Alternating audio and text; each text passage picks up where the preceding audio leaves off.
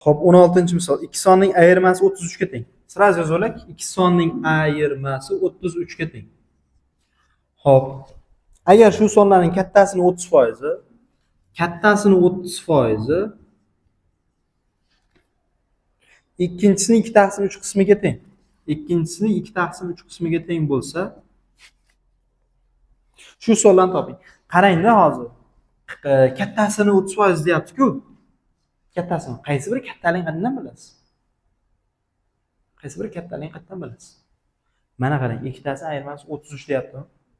Mana bu kattaroq son bo'lganda, kattasidan kichigini ayirsa, shunda musbat chiqadi. Agar bu kichkina bo'lganda, mana bu javob nima chiqadi? Manfiy chiqadi. Demak, o'z-o'zidan nima? A katta nimadan? Bdan degan shartda.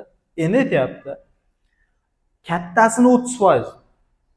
Kattasini 30% ni topishni nima qilaman? Qismga o'tyapti 30%, 0,3 bo'ladi. Chunki